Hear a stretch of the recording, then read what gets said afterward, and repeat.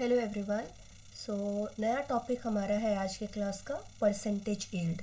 तो किस तरह से परसेंटेज यील्ड निकाला जाता है हम उसके बारे में डिस्कस करेंगे। सबसे पहले परसेंटेज यील्ड का मतलब क्या होता है, इसका काम कहाँ पे आता है, हम उसके बारे में डिस्कस करते हैं। जैसे मान के चलिए कोई एक्सपेरिमेंट आपने परफॉर्म किया और उस एक्सपेरिमेंट के दौरान आपको 10 ग्राम शुगर मिलना चाहिए था। ठीक है, आपको 10 ग्राम शुगर मिलना चाहिए था किसी एक्सपेरिमेंट को करवा के। लेकिन जब आपने एक्सपेरिमेंट किया आपने सिर्फ और सिर्फ लेटर से 5 ग्राम शुगर ही ऑब्टेन किया। तो इसका मतलब क्या है कि 10 ग्राम तो हमें मिलना चाहिए था लेकिन उसमें से सिर्फ 5 ग्राम ही ऑब्टेन कर पाए हैं। तो रिएक्शन का यील्ड कितना होगा, सिर्फ 50% होगा। तो कहने का ये मतलब है कि जब हम कोई रिएक्शन करवाते हैं, जब हम कोई एक्सपेरिमेंट करवाते हैं, जितना प्रोडक्ट मिलना चाहिए अगर उससे हमारा उसके एक्सपेक्टेशन से हमारे प्रोडक्ट अगर डिफरेंट मिलते हैं, हम उस केस में किस तरह का कंसेप्ट यूज करेंगे, परसेंटेज यील्ड का।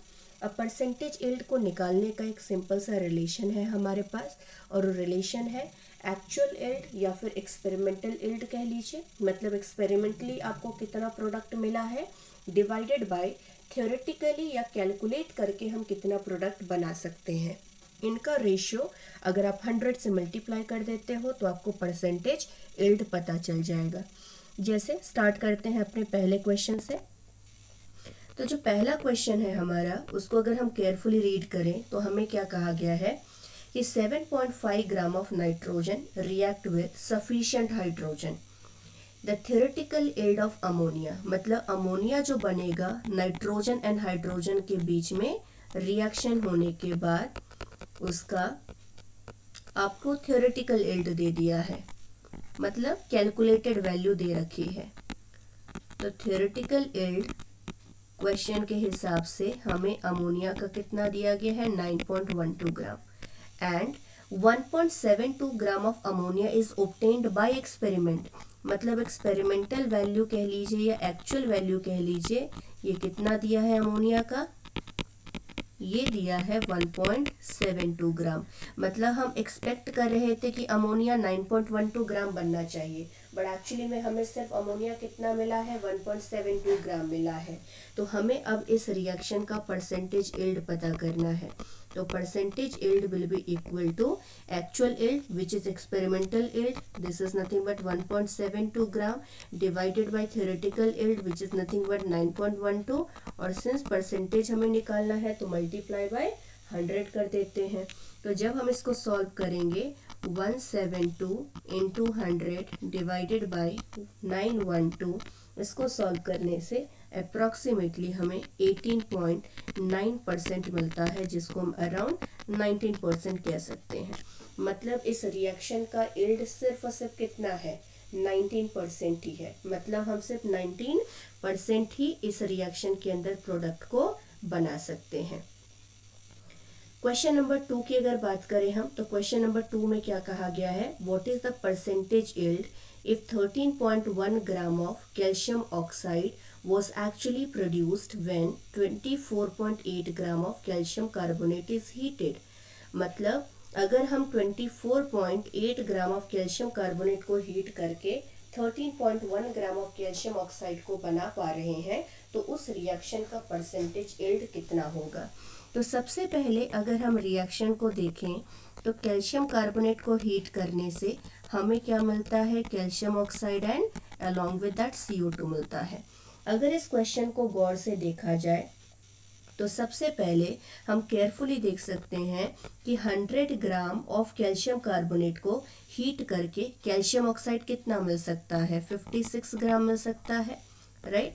तो 100 ग्राम ऑफ कैल्शियम कार्बोनेट को हीट करके अगर 56 ग्राम ऑफ कैल्शियम ऑक्साइड बनाया जा सकता है, तो यहाँ पे क्वेश्चन के अंदर कैल्शियम कार्बोनेट का अमाउंट कितना दिया है हमें, 24.8 ग्राम दिया है। तो 24.8 ग्राम ऑफ कैल्शियम कार्बोनेट को हीट करके कितना कैल्शियम ऑक्साइड बनाया जा सकता है, इसको हमें कैलकुलेट करना पड़ेगा। लेटेस्ट से इसको x ले लेते हैं, तो 100 से अगर 56 मिल रहा है तो 24.8 से x मिला। इन दोनों को क्रॉस मल्टीप्लाई कर लीजिए। क्रॉस मल्टीप्लाई करने से हमें क्या मिलेगा, 100 into x will be equal to 56 into 24.8। जब यहाँ से x हम निकालेंगे, it is equal to 56 into 24.8 divided by 100। जब हम इसको सॉल्व करेंगे तो ये हमेशा अप्रॉक्सीमेटली हमें कितना मिलेगा, 13.9 ग्राम मिलेगा। और 13.9 ग्राम हमें क्या इंडिकेट कर रहा है कि 24.8 ग्राम ऑफ कैल्शियम कार्बोनेट को हीट करके 13.9 ग्राम ऑफ कैल्शियम ऑक्साइड हमें मिलेगा।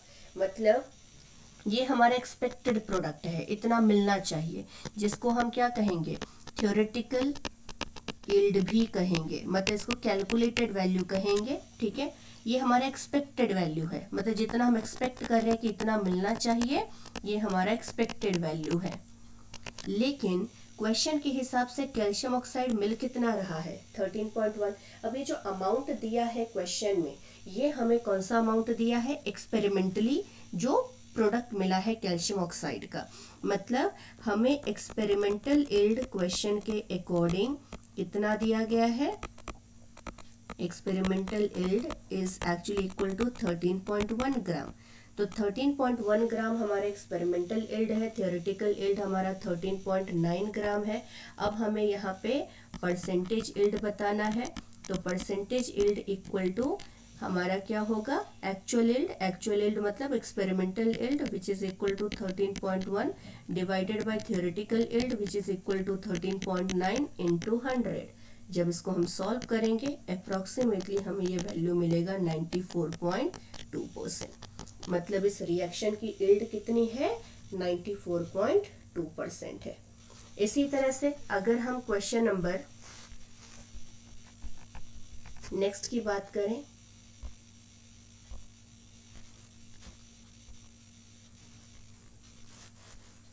तो क्वेश्चन नंबर 3 हमें क्या दिया गया है, क्वेश्चन नंबर 3 हमें दिया है, A student react 40 gram of hydrogen with excess of oxygen and produce 300 gram of water. Find percentage yield of the reaction. First of all अगर हम रिएक्शन की बात करें तो हाइड्रोजन हाफ O2 के साथ कंबाइन करके वाटर बना सकता है। अगर क्वेश्चन के स्टेटमेंट के ऊपर जाएं तो क्वेश्चन में कहा है कि 40 ग्राम ऑफ हाइड्रोजन को ऑक्सीजन के एक्सेस अमाउंट के साथ रिएक्शन किया जा रहा है। तो बेसिकली इस सेंटेंस से हमें ये पता चलता है कि ऑक्सीजन एक्सेस अमाउंट में लिया गया है, मतलब ऑक्सीजन हमारा एक्सेसिव रिएजेंट है। तो बाय डिफॉल्ट हाइड्रोजन हमारे लिए क्या हो गया, लिमिटिंग रिएजेंट। अब कितना यहाँ पे वाटर का प्रोडक्शन होगा वो तो डिपेंड करेगा लिमिटिंग रिएजेंट के क्वांटिटी के ऊपर। तो यहाँ पे देखिए क्वेश्चन में बोला है कि हमें इस रिएक्शन के अंदर जब 40 ग्राम ऑफ हाइड्रोजन को यूज़ किया जा रहा है तो 300 ग्राम ऑफ वाटर हमें मिल रहा है। मतलब 300 ग्राम जो यहाँ पे वाटर के बारे में कहा है ये एक्चुअल में किसका अमाउंट है, एक्चुअल यील्ड का अमाउंट है। मतलब इतना एक्सपेरिमेंटली हमें 300 ग्राम वाटर मिला था। अब हम यहाँ पे थ्योरेटिकल अमाउंट भी निकाल लेते हैं। तो आप देख सकते हैं रिएक्शन दिया है, हाइड्रोजन एक्सेस ऑफ ऑक्सीजन के साथ रिएक्शन करके वाटर बनाएगा। अगर इस रिएक्शन को केयरफुली देखा जाए तो 2 ग्राम ऑफ हाइड्रोजन से 18 ग्राम ऑफ वाटर बन सकता है। तो 40 ग्राम ऑफ हाइड्रोजन से कितना वाटर बनेगा, x ले लीजिए क्योंकि ये अननोन क्वांटिटी है और क्रॉस मल्टीप्लाई कर दीजिए। तो 2 into x will be equal to how much, 40 into 18 हो जाएगा। This is equal to how much, this is equal to 360 gram. तो बेसिकली ये जो हमारा अमाउंट है ये थ्योरेटिकल अमाउंट है। मतलब हम उम्मीद क्या कर रहे थे कि 40 ग्राम ऑफ हाइड्रोजन को यूज़ करके 360 ग्राम ऑफ वाटर बनना चाहिए था, लेकिन एक्चुअल में कितना वाटर बना है, सिर्फ 300 ग्राम ही बना है। तो इस रिएक्शन की परसेंटेज यील्ड कितनी हो जाएगी, एक्चुअल यील्ड इक्वल टू 300, जबकि एक्सपेक्ट किया गया था कितना, 360 मल्टीप्लाइड बाय 100। जब हम इसको सॉल्व करेंगे तो सॉल्व करने से 3000 upon 36 which is approximately equal to 83%। मतलब इस रिएक्शन का कितना है यहाँ पे परसेंटेज यील्ड, 83%। नेक्स्ट हम क्वेश्चन की बात करते हैं। नेक्स्ट क्वेश्चन हमें दिया गया है question number 4, what is the percentage yield if 58 gram of water are produced by combining 60 gram of oxygen and 7 gram of hydrogen. सबसे पहले गौर से देखिए क्वेश्चन में क्या कहा है कि हाइड्रोजन एंड ऑक्सीजन रिएक्शन करके यहाँ पे वाटर का प्रोडक्शन करेंगे और क्वेश्चन के हिसाब से हाइड्रोजन का 7 ग्राम ऑक्सीजन के 60 ग्राम के साथ रिएक्शन कर रहा है और उसके बाद आपको वाटर का अमाउंट 58 ग्राम दिया है। तो ये जो अमाउंट हमें दिया है ये एक्चुअल में कौन सा इल्ड है, एक्चुअल इल्ड है, मतलब एक्सपेरिमेंटली हमें वाटर इतना मिला है। अब अगर हमें यहाँ पे वाटर थ्योरेटिकली कितना मिलेगा उसको पता करने के लिए हमें इन दोनों के बीच में आइडेंटिफाई करना पड़ेगा कि लिमिटिंग रिएजेंट कौन है। अब कैसे पता करेंगे लिमिटिंग रिएजेंट? तो देखिए सबसे पहले अगर इस रिएक्शन को गौर से देखा जाए तो हाइड्रोजन का 1 मोल हाफ मोल ऑफ O2 के साथ कंबाइन कर रहा है, या फिर हम कह सकते हैं कि हाइड्रोजन का 2 ग्राम ऑक्सीजन के 16 ग्राम के साथ रिएक्शन कर रहा है, राइट। तो 7 ग्राम अगर हम हाइड्रोजन का यूज़ करेंगे तो ऑक्सीजन के कितने मास के साथ उसको कंबाइन करना चाहिए? x क्रॉस मल्टीप्लाई अगर हम करते हैं तो x will be equal to how much, 16 into 7/2, मतलब ये हो जाएगा कितना, 56 ग्राम। मतलब कहने का ये है कि अगर 2 ग्राम 16 के साथ रिएक्शन कर रहा है तो 7 ग्राम को 56 ग्राम के साथ रिएक्शन करना चाहिए था, लेकिन हमें तो यहाँ पे 56 से ज़्यादा क्वांटिटी दे रखी है।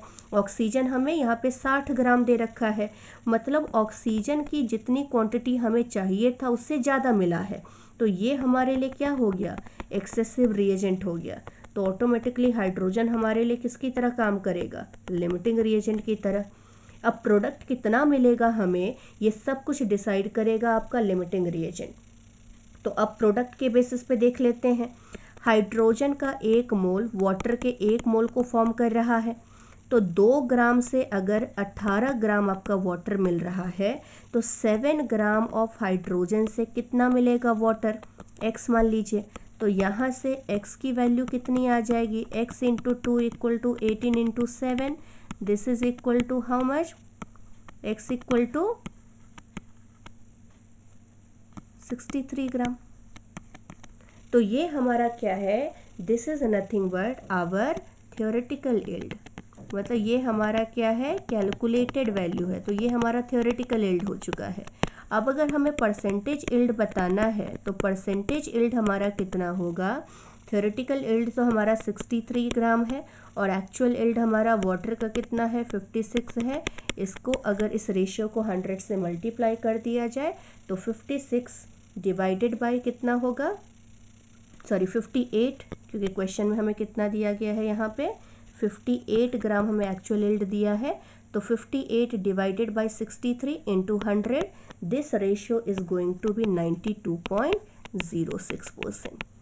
तो मतलब अप्रॉक्सीमेटली हम इसका कितना यील्ड ले सकते हैं, 92%। मतलब जितना हम उम्मीद किए थे उतना प्रोडक्ट तो नहीं मिला है, सिर्फ कितना परसेंट प्रोडक्ट मिला है, 92% हमारा प्रोडक्ट मिला है। तो इस तरह से हम इस क्वेश्चन के अंदर भी परसेंटेज यील्ड निकाल चुके हैं। रही बात नेक्स्ट क्वेश्चन की, तो क्वेश्चन नंबर नेक्स्ट यहाँ पे क्वेश्चन नंबर 5 क्या बोला गया है, 5 gram of potassium chlorate is heated and decomposed to yield 1.78 gram of O2. What is the percentage yield of the reaction? First of all write the reaction. Potassium chlorate को जब heat किया जाता है तो पोटाशियम क्लोराइड के साथ साथ 3/2 mole of O2 मिलेगा। अब क्वेश्चन को अगर गौर से देखा जाए तो 1 मोल ऑफ पोटाशियम क्लोरेट से 3/2 मोल ऑफ ऑक्सीजन हमें मिल रहा है। 1 मोल ऑफ KClO3 का मोलार मास कितना होगा, पोटाशियम का 39, Cl का 35.5 प्लस 16 इंटू 3, जब हम ऐड करेंगे you will get 122.5 gram and 3/2 mole of oxygen का मास कितना हो जाएगा, 48 ग्राम हो जाएगा। तो हम कह सकते हैं कि 122.5 ग्राम ऑफ KClO3 को यूज़ करके 48 ग्राम ऑफ ऑक्सीजन बनाया जा सकता है। बट क्वेश्चन में पोटेशियम क्लोरेट का कितना मास यूज़ किया जा रहा है, 5 ग्राम। तो 5 ग्राम को यूज़ करके कितना ऑक्सीजन का मास जनरेट किया जा सकता है उसको हमने x मान लिया। अब x यहाँ पे कितना होगा, x will be equal to x into 122.5 equal to 48 into 5। तो यहाँ से x हमें कितना मिलेगा, x equal to 48 into 5 divided by 122.5। जब हम इसको सॉल्व करेंगे यू विल गेट 1.96 ग्राम। मतलब हम कह सकते हैं कि 5 ग्राम KClO3 को यूज़ करके सिर्फ 1.96 ग्राम ऑफ ऑक्सीजन को बनाया जा सकता है। तो परसेंटेज यील्ड हमारा कितना होगा इस रिएक्शन का, यहाँ पे परसेंटेज यील्ड में देखिए जो हमारा एक्चुअल यील्ड है वो हमारा 1.78 ग्राम है, और हमारा जो थ्योरेटिकल यील्ड है, एक्सपेरिमेंटल वैल्यू, कैलकुलेटेड वैल्यू है, ये हमारा 1.96 ग्राम है। और इस रेशियो को अगर 100 से मल्टीप्लाई कर दिया जाए हमें यहाँ पे परसेंटेज यील्ड कितना मिलेगा, 90.8%, जिसको अप्रॉक्सीमेटली हम 91% भी लिख सकते हैं। इसी तरह से अगर हमें लास्ट क्वेश्चन देखा जाए तो लास्ट क्वेश्चन में देखिए क्या बोला गया है, 12.8 ग्राम ऑफ SO2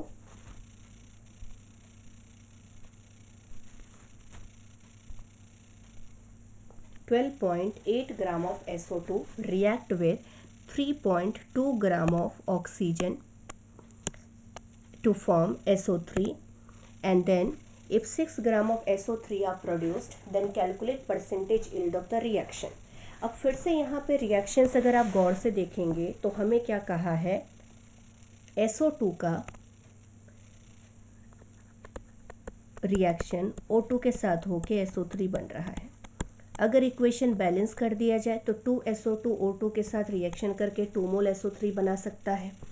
अब क्वेश्चन में देखिए क्या कहा है कि 12.8 gram of SO2 3.2 gram of O2 के साथ रिएक्शन कर रहा है, और उसकी वजह से SO3 का कितना अमाउंट मिल रहा है, हमें 6 ग्राम मिल रहा है। तो बेसिकली जो 6 ग्राम है ये हमारा क्या है, एक्चुअल यील्ड है। बट थ्योरेटिकली कितना SO3 मिलेगा वो फिर से किसके ऊपर डिपेंड करेगा, इन दोनों में से लिमिटिंग रिएजेंट कौन है। जब दोनों रिएक्टेंट की क्वांटिटीज़ दी जाती है तो हमें सबसे पहले ये आइडेंटिफाई करना पड़ेगा कि हमारा लिमिटिंग रिएजेंट कौन है, क्योंकि जब तक हमें लिमिटिंग रिएजेंट के बारे में नहीं पता होगा तब तक हम ये नहीं बता सकते हैं कि प्रोडक्ट कितना बनेगा, क्योंकि एक्चुअल में जो पूरा प्रोडक्ट हमारा डिसाइड करता है वो एक्चुअल में लिमिटिंग रिएजेंट ही डिसाइड करता है। तो सबसे पहले हम क्या करेंगे, देखिए ये जो भी हमारे मासेस है ना, सपोज इसको मोल में कन्वर्ट कर सकते हैं। हमने एक लिमिटिंग रिएजेंट का भी वीडियो बनाया है जिसमें आपको एक सिंपल सा ट्रिक बताया है मैंने कि किस तरह से हम लिमिटिंग रिएजेंट को निकालते हैं। अगर आप लोगों ने नहीं देखा है एक बार आप मेरे चैनल पे जा सकते हैं और वहाँ पे ट्रिक फॉर लिमिटिंग रिएजेंट को व्यू कर सकते हैं। उसमें मैंने आप लोगों को बताया है कि किस तरह से किसी भी रिएक्शन में लिमिटिंग रिएजेंट को आइडेंटिफाई किया जाता है और उसकी मदद से किस तरह से एक्सेसिव रिएजेंट कितना बचा है एंड प्रोडक्ट कितना बना है उसके बारे में भी पता किया जा सकता है। हमें करना बस इतना है, जो भी मासेस दिए हैं पहले आप उनको मोल में कन्वर्ट कर लीजिए। तो 12.8 डिवाइडेड बाय SO2 का मोलर मास कितना है, 64। तो ये हमारा कितना हो जाएगा, 0.2 मोल। तो ये तो हो गया हमारा 0.2 मोल। और ये कितना है, 3.2 divided by 32 which is equal to 0.1 mole. ये हमें पहले स्टेप में लिखना है, मतलब जो भी मासेस दिया है ना हमें उनको मोल में कन्वर्ट कर लेना है। अब स्टेप नंबर 2 में करना क्या है कि जो भी हमें यहाँ पे कोएफिशिएंट है इनका स्टोइकियोमेट्रिक कोएफिशिएंट, उन कोएफिशिएंट को हमें इन मोल से डिवाइड कर देना है। मतलब 0.2 मोल को क्या करेंगे, इसके कोएफिशिएंट विच इज़ 2 से डिवाइड करना है और इसको भी 0.1 को किससे डिवाइड करना है, इसका कोएफिशिएंट 1 है। तो बेसिकली ये भी 0.1 आ गया, ये भी 0.1 आ गया, दोनों यहाँ पे सेम अमाउंट है। तो हम कहेंगे कि रिएक्शन 100% हो रहा है, इसमें कोई भी लिमिटिंग रिएजेंट का इन्वॉल्वमेंट नहीं है, मतलब दोनों ही 100% कंज्यूम होंगे। मतलब हम कहेंगे कि दोनों ही हमारे लिए क्या है, लिमिटिंग रिएजेंट की तरह ही काम कर रहे हैं।